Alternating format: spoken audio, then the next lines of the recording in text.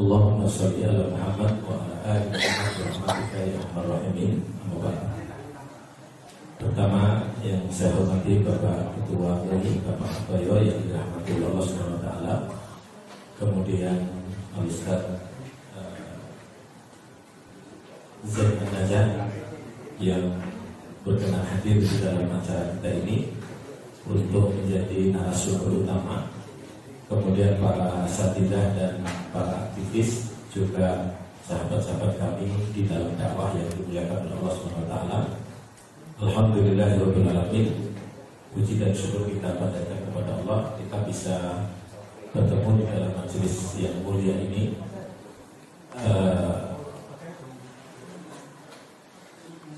Yang diamanahkan kepada saya adalah berbicara dalam tataran tantangan dan sekaligus strategi kebijakan mensosialisasikan syariatnya Allah ini di muka bumi, di tempat kita maupun di kawasan kita masing-masing.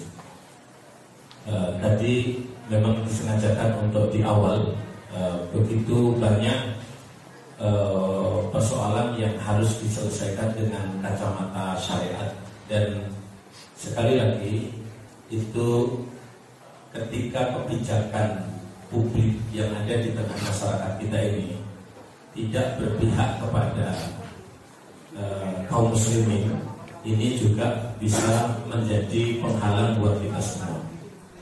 Yang kedua adalah ketika kita tidak tersedianya narasumber keilmuan yang menjadi panutan bagi kita semua, maka bisa jadi sebagaimana yang tadi anekdot diungkapkan itu adalah kita ini suka mengatasnamakan syariat tapi tidak menggunakan syariat, dan itu kita harus hindari sekali. Dan nanti dari paparan kami ini mudah-mudahan bisa menjadi solusi bagi kita semua. Saya mengawalinya dengan firman Allah Subhanahu wa taala, A'udzubillahi minasyaitonir rajim, surat Al-Jathiyah ayat ke-18. Tsumma ja'alnaka 'ala syari'atin minal amri fattabi'ha wa la tattabi' ahwa'al ladzina la ya'lamun. Jadi dalam tafsir Al-Muyassar di sana disebutkan bahwa kami telah menjadikan bagimu wahai Rasul syariat ini yang sangat jelas dan berdasar pada urusan dan perintah agama ini, maka ikuti syariat ini yang telah kami tetapkan dan kami jadikan untuk kalian, dan jangan mengikuti ahwa al-jahili, yaitu hawa nafsu orang-orang yang bodoh terhadap syariatnya Allah ini, alladzina la ya'lamunal haq, yang tidak mengetahui kebenaran. Nah, pada ayat ini mufassir di dalam kitab Al-Muyassar ini menyebutkan bahwa dari sinilah dalil yang sangat agung dalam kesempurnaan agama ini dan kemuliaannya. Jadi paparan kita yang seolah bertolak belakang, Dr. Zain tadi memaparkan yang seolah bertolak belakang, seolah semuanya serba tidak boleh, semuanya sulit dan yang lain. Pada hakikatnya kalau kita mau temukan yang sebenarnya adalah syariat ini sesungguhnya datang untuk mempermudah atau membuat mudah. Dan selain itu syariat ini datang untuk menjaga harkat maqasidus syariah yang kita miliki ini. Maksud maqasidus syariah kita itu ya adil, kemudian ad-dima, kemudian al-mal, kemudian al-ahlu, dan yang kelima adalah al-irdu. Kelima inilah sesungguhnya maqasidus syariah yang jadikan alasan kenapa Allah menurunkan syariat untuk kita dalam rangka menjaga agamanya, menjaga darah kita, menjaga keluarga kita, menjaga harta kita, dan menjaga harga diri kita. Nah, hadirin yang dirahmati oleh Allah Subhanahu wa taala, apa yang sesungguhnya sedang menjadi tantangan dan berikut bagaimana menghadapinya dalam bentuk strategi kebijakan dalam mensosialisasikan syariat Allah ini. Dalam kitab Manhajul Quran fi Islamil Mustama itu disimpulkan ada 3 bentuk kerusakan yang terjadi di muka bumi ini, dan sebab kerusakan itu banyak sekali, tapi bisa disimpulkan dari 3 ini. Yang pertama adalah al-i'rad an manhajillah, yaitu berpaling dari syariatnya Allah. Dan untuk kepentingan ini pula kita ini mencoba, walaupun tertatih-tatih, kita ini ingin meniti di atas jalannya Allah atau syariatnya Allah, karena kita yakini kemuliaan dan keberkahan dalam hidup ini akan diperoleh dari syariatnya Allah. Dan pada saat yang sama tentu jangan dianggap enteng, pasti akan ada pihak yang akan menghalangi dari syariatnya Allah. Yang kedua adalah makaidu syaitan, ya, jeratan, tipu daya setan, godaan, dan kemudian nafsu yang pengen menguasai harta orang lain dengan cara yang tidak halal hakikatnya, walaupun kadang dibungkus dengan hal-hal yang seolah halal. Itu bagian yang tengah kita hadapi di tengah-tengah kita. Yang ketiga yang lebih berbahaya dikenal dengan nama mu'amarat a'da'ul Islam, ya, konspirasi musuh-musuh Islam, yang itu berkaitan dengan upaya delegitimasi syariat Allah ini, sehingga orang menjadi fobia dan takut dengan syariatnya Allah, takut bersyariat, takut kemudian menggunakan syariatnya Allah, karena memang ada stigma-stigma yang sedang dimainkan oleh musuh-musuh agama. Dan itu dalam terminologi kitab yang saya bacakan tadi namanya Mu'amarat A'da'ul Islam. Nah, ikhwafillah yang dirahmati Allah, saya akan mengingatkan kembali nasihat sahabat Amr bin As yang saya kutipkan ini. Wa'lamu annakum fi ribadin ila yaumil qiyamah likasrati a'da'i haulakum wa tasawwu fi qulubihim wa ilaikum wa ila darikum. Ketahuilah bahwasanya kalian saat ini sedang berada dalam ribat, hanya bersiap siaga karena banyaknya musuh yang ada di sekitar kita. Musuh yang tidak menyenangi syariat Allah ini berjalan, wah, tidak bisa dihitung. Bahkan mereka akan menghadang sedemikian rupa. Dulu waktu belum menang capresnya saja, itu salah satu tim hukumnya, saya masih ingat Trimedia, dengan lantang dia menyampaikan di depan media bahwa bila capres kami menang, maka seluruh perda yang ada hubungannya dengan syariat kami akan anulir semua. Dalam bahasa hukumnya namanya kami lakukan judicial review. Karena perda syariat itu membuat anti keadilan, anti kebinekaan. Dianggapnya bahwa kita ini tidak menganggap keragaman terhadap keragaman yang ada terjadi di Indonesia ini. Inilah yang harus diingatkan kepada kita.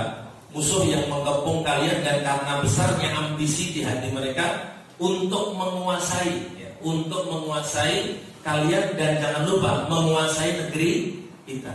Saya kalau melihat bagaimana sindikat internasional yang mungkin tidak saya ungkapkan pada kesempatan lain saja, bagaimana menguasai aset-aset keuangan kita di negeri kita ini, sangat luar biasa, sangat luar biasa tajamnya, dan kita perlu untuk bergandengan tangan, bekerja semaksimal yang bisa kita lakukan untuk menghadapi tantangan tersebut. Saya masih teringat dengan nasihatnya Ketua Umum Dewan Dakwah yang dahulu, Bapak Husin Umar. Itu gara-gara kebijakan yang dituangkan oleh IMF untuk mengatur negeri ini, kita betul-betul jadi kelabakan dan sampai kemudian diistilahkan dengan IMF itu Indonesia manfus bil hulus. Jadi betul-betul manfus dengan apa ini? Hulus ini. Nah, maka coba kita ini contoh ancaman, contoh muamarah konspirasi yang dilakukan. BNPT itu membuat tolok ukur siapa yang disebut teroris, siapa yang disebut radikal.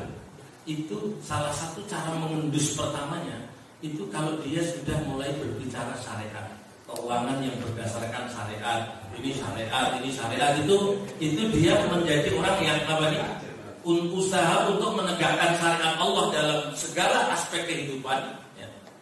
Itu dijadikan nomor satu sebagai pengendusan terhadap orang itu punya keyakinan radikal, ekstrim, bahkan nanti lama-lama dituduh sebagai jangan-jangan yang semangat datang ke sini jadi teroris kabeh. Ya. Dan nanti kemudian ketika kita melihat kebejatan sistem yang keuangan yang dilakukan oleh Barat, Amerika dan yang lain, dan lalu kita sebutkan sebagai biang kezaliman, bahwa sistem yang dimiliki mereka itu merupakan biang kezaliman global, itu kita juga akan tertunjukkan menjadi Islam radikal. Coba bandingkan dengan yang di bawah. Yang di bawah itu yang dari Rand Corporation.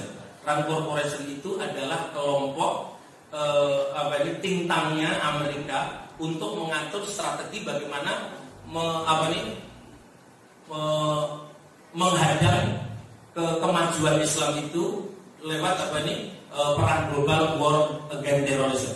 Coba kita lihat sama nomor satunya yang dijadikan sebagai indikator Islam radikal menurut versi Rand Corporation itu adalah apabila orang itu memperjuangkan syariat, memperjuangkan syariat Islam. Ini adalah persoalan-persoalan yang kita hadapi.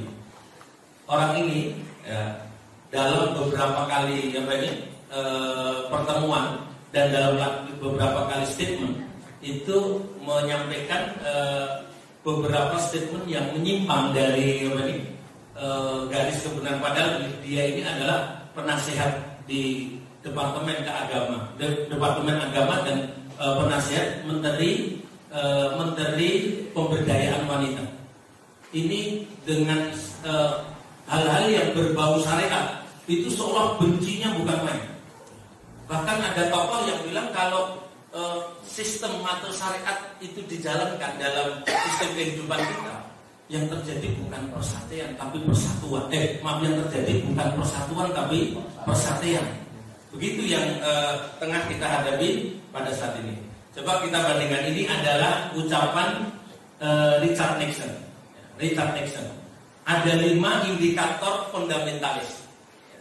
Dari 5 indikator fundamentalis itu ada yang menegakkan wala wal barok yang benar, itu maka dia fundamentalis. Orang yang bertekad mengembalikan kedaulatan Islam, seperti umat dahulu memiliki kedaulatan Islam sehingga syariat Allah itu bisa dijalankan dan bisa dipayungi. Nah, yang ketiga itu Pak, coba yang ketiga dilihat di sini, mereka yang bertujuan menerapkan syariat Islam itu fundamentalis di mata mereka. Maka apabila yang dirahmati oleh Allah Subhanahu wa taala dalam perang Ghazwul Fikri ini, perang pemikiran ini, maka dibutuhkan militansi di antara kita. Kita tidak hanya ingin dalam mensyariatkan agama Allah ini atau membumikan syariat ini bukan hanya dalam aspek finansial saja. Itu hanya bagian-bagian yang perlu disyariatkan, perlu disesuaikan dengan syariat. Alias kita membutuhkan menghadapi tantangan yang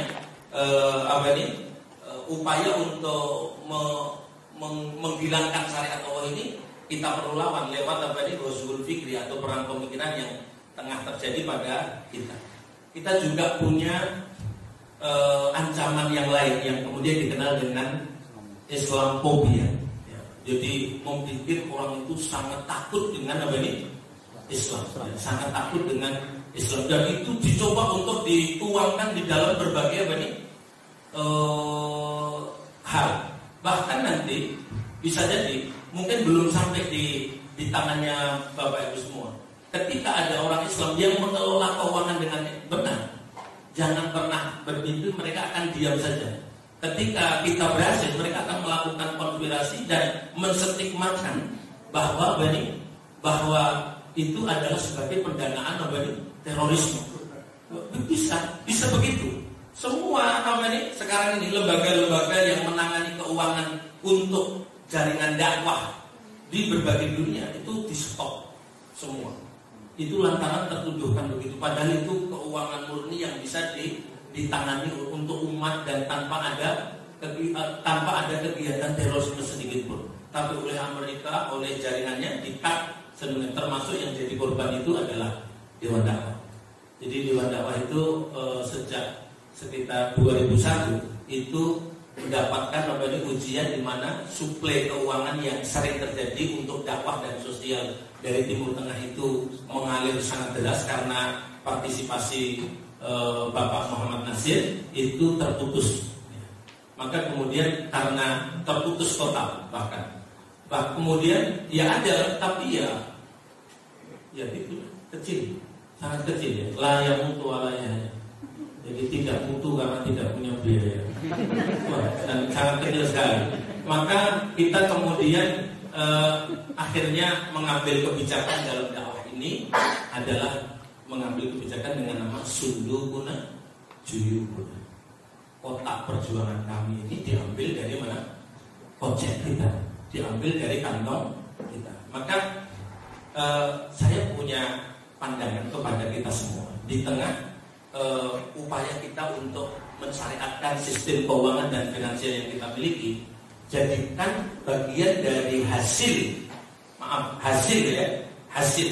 yang bisa disisihkan untuk kepentingan dakwah sosial dan kepentingan jihad fisabilillah. Lakukan itu sebaik mungkin, dan kita tengah melakukan misi itu, yaitu misi untuk dakwah. Jadi ada beberapa lembaga-lembaga keuangan yang kemudian sudah mendonorkan baik itu CSR-nya, ya, dana responsibility umatnya itu juga dijadikan untuk kita. Dulu kita pernah bekerjasama dengan BNI Syariah, dananya cukup besar sekali. Kenapa kita tidak mulakan dari BNT Syariah yang kita miliki dengan dana yang seadanya, tapi memiliki keberkahan lantaran disalurkan di tempat yang terbaik untuk kita dalam kepentingan agama ini. Nah, ikhwahillah yang dirahmati oleh Allah Subhanahu wa taala, saya perpendek untuk yang Syariah Network Development tidak saya terangkan, tapi inti dasarnya itu hanya ini, Pak. Jadi ubahlah cara pandangnya itu dari kita berbicara cuma kemasan saja, itu menuju kepada produk kontennya.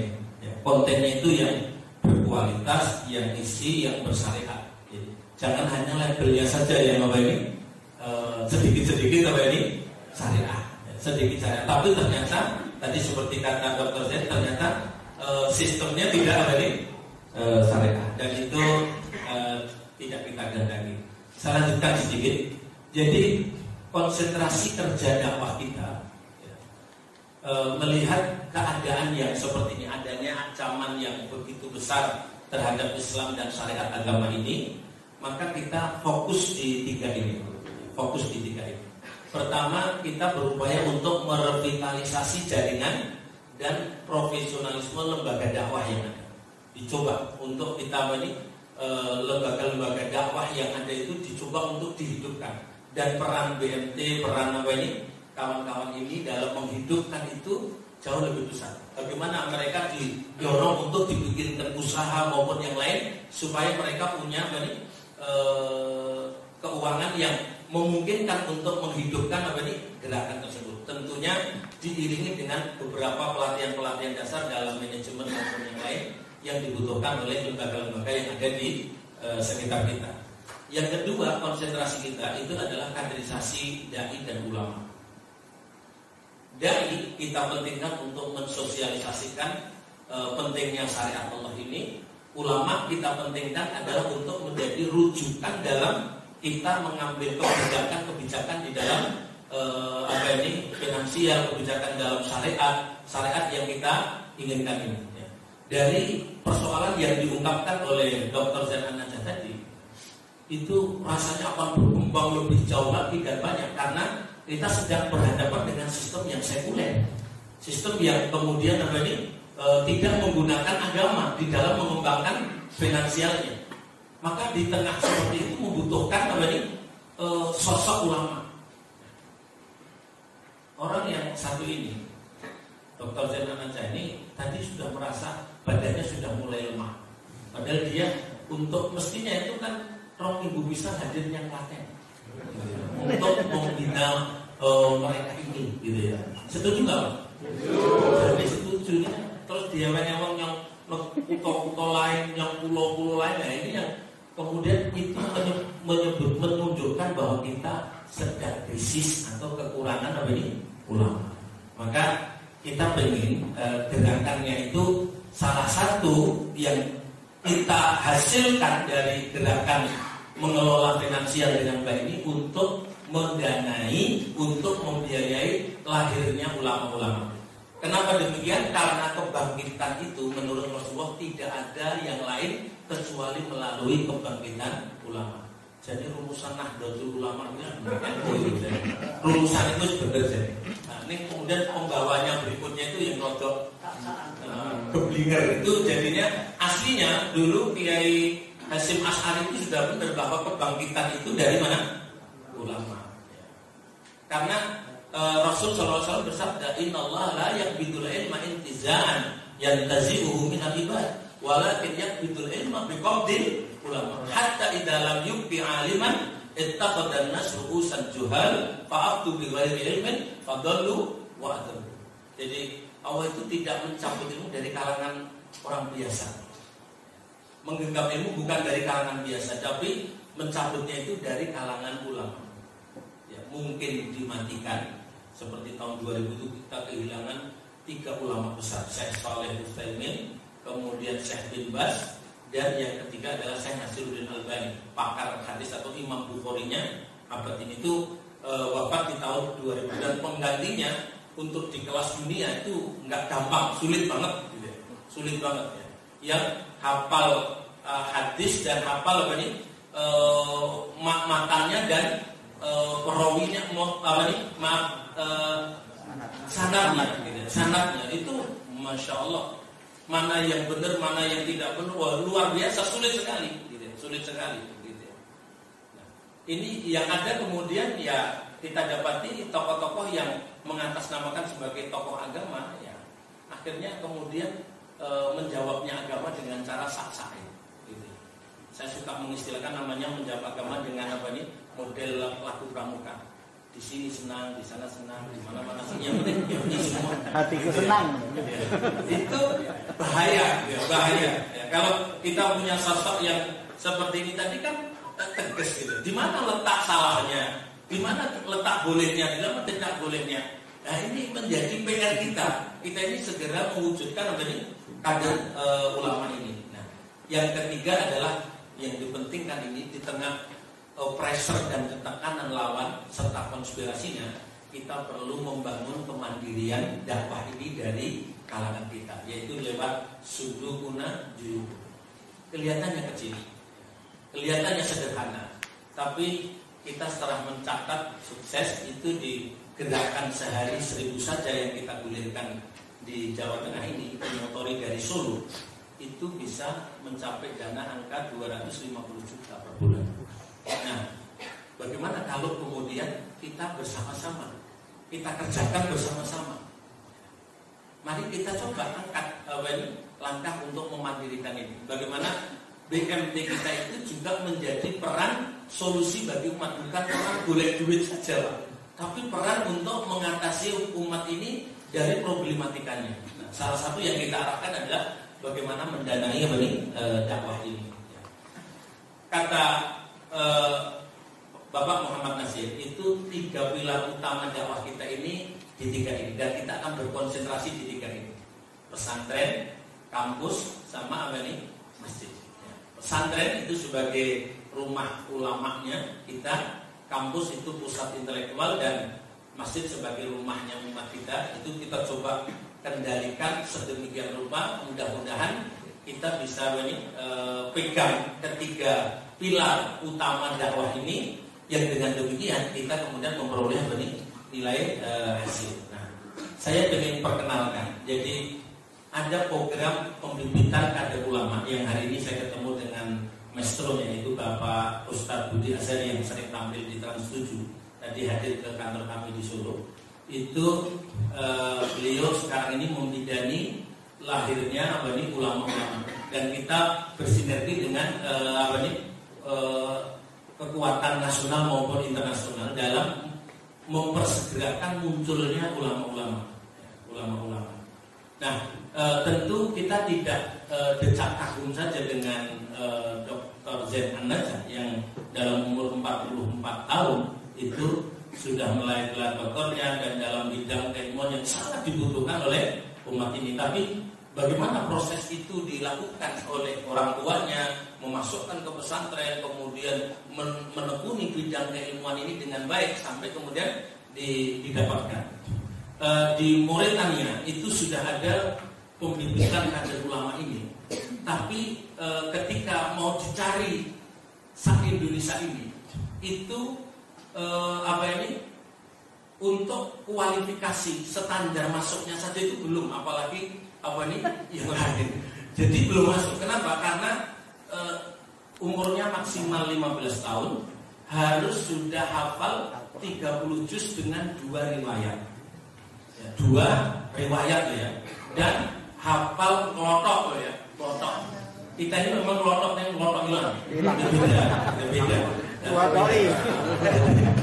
Jadi klotok banget, dan itu syaratnya. Kemudian nanti ngapalkan mutun, 3 mutun yang utama itu diwajibkan, yaitu sanad Bukhari, hadis Bukhari, kemudian hadis Muslim, kemudian hadis Imam Abu Dawud, Muwatta.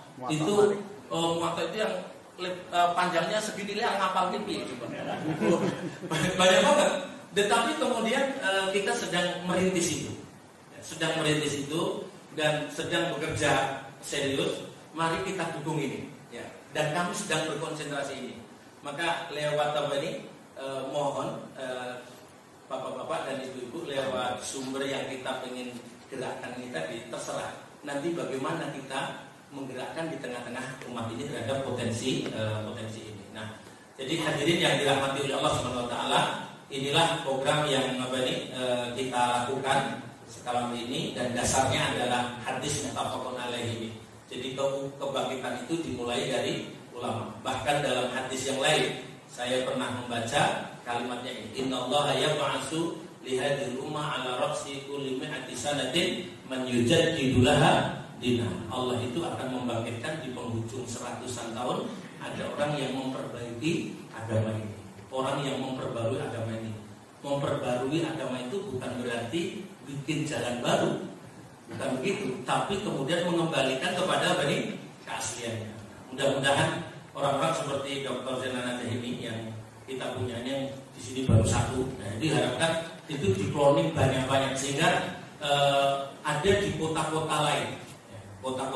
Nah, sekarang ini kita sedang menggerakkan itu, yaitu pusat-pusat pembibitan calon-calon kader ulama di beberapa titik. Kita sudah dapat 17 kota, dan itu semuanya dengan biaya gratis, tanpa ada yang membayar.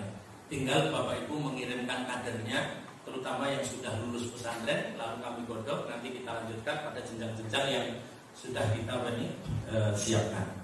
Hadirin yang dirahmati oleh Allah Subhanahu wa taala, untuk menopang itu, maka kami punya gerakan yang ada di hadapan Bapak Ibu itu dengan nama Infak Dakwah, yang tadi penghasilannya sekitar 250 juta tadi. Itu sokongan dari sehari 1.000 saja. Program S3 itu sehari 1.000 saja gitu ya. Nah, tapi juga bisa diartikan sebulan 100.000. Nah, Arti yang lain kalau jenengan menghendaki ya sisanya serahkan saya. Juga. Jadi monggo silahkan mau ambil yang mana gitu ya. Coba kita lihat alokasi yang terbesar yang kita berikan itu adalah alokasi untuk kaderisasi. Alokasi karena ini kita anggap yang paling penting. Selain kemudian untuk paket memaintenan anggota. Jadi ternyata kesimpulan kita untuk memberikan dukungan kepada dakwah ini itu bukan kita cari duit, tapi kita cari orang. Jadi cari orangnya, bimbing orangnya, pahamkan dengan syariatnya, nanti lama-lama duitnya itu akan masuk ke lingkaran yang kita inginkan. Jadi jangan cari duit. Kalau cari duitnya itu nanti duitnya dikejar lari terus, gitu ya. Maka kemudian coba cari orangnya setelah paham agama, setelah ngerti tentang bahaya dan riba, setelah ngerti dalam hal banyak hal, maka saya bisa pastikan orang itu langsung mencabut dari sistem keuangan konvensional yang terjadi ini yang masih mengandung riba, dan dia pasti akan berpihak dengan kita. Kurangnya pemahaman kepada mereka inilah yang menyebabkan kita lemah. Terima kasih buat jazakumullah khairan jazak. Saya perbaikan ini, mudah-mudahan nanti bisa dipakai lebih banyak untuk tanya jawab. Ini saya sebagaimana tugas saya adalah menyambungkan pemateri kita ini dengan kebijakan-kebijakan yang bersifat publik dan langkah-langkah strategis yang harus kita lakukan. Saya menyimpulkan adalah kaderisasi ulama itu menjadi program kita. Mari kita dukung sebaik-baiknya untuk mengambil hal ini. Yang kedua, sosialisasikan syariah, dengan sendirinya sistem keuangan kita juga akan mendapatkan dukungan yang sangat maksimal. Jazakumullah khairan jazak. Dan kami mohon maaf sekali karena masih ada kegiatan di Solo Bogor. Nanti kami minta pamit terlebih dahulu dan insya Allah akan dilanjutkan Dr. Zaid dalam tanya jawab.